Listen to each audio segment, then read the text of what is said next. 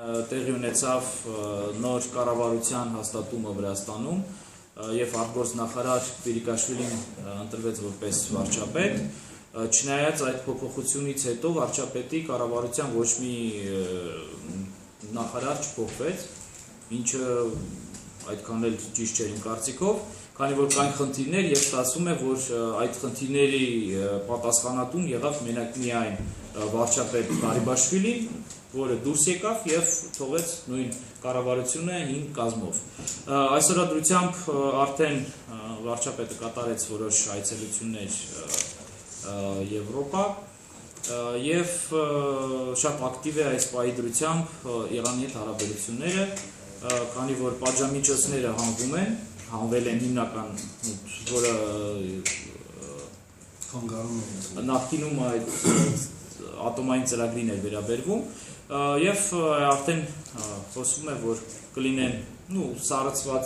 գումարները վերադառնալու են Իրանին եւ իրենք ունենան որոշակի քանակությամբ դոլարներ, որոնք կարող են իրենք որպես ներդրում հարևան երկրներում նաեւ կատարեն։ Այս պայմանությամբ ամսի 15-ից Վրաստանը հանեց վիզային ռեժիմը, որը դեռևս 13 թվականին, ասենց ասեմ, պատմությունը մի քիչ երկար էր, 11 թվականին դեռևս Սաակաշվիլի օրոք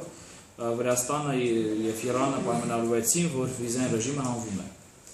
Բայց արդեն իշխանափոխությունից հետո, երբ 13 թվականին վրացական կողմը միակողմանի վերականգնեց վիզային ռեժիմը, ինչը ես կապում եմ մի քանի իրադարձությունների հետ, զուգահեռ վարվում էր Իսրայելի հետ վիզային ռեժիմի հանման գործընթացը եւ նաեւ միջազգային ճնշումը շատ էր Իրանի նկատմամբ եւ այդ պայմանությամբ նոր իշխանությունները վրացական մտածեցին, որ պետք չէ իրենց արևմտյան գործընկերների հետ ինչ-որ կոնֆլիկտ ունենալ Իրանի պատճառով եւ այդ պայմանությամբ իրենք որոշեցին, որ պիտի վերականգնվի վիզային ռեժիմը։ Այսօրադրությամբ արդեն Վրաստանը փորձում է խորացնել հարաբերությունները Իրանի հետ, վերականգնել այն իրողությունը, որը մինչև 13 թիվը կար, ասեմ, որ այդ տարիների ընթացքում այցելուների քանակը ավելացել էր,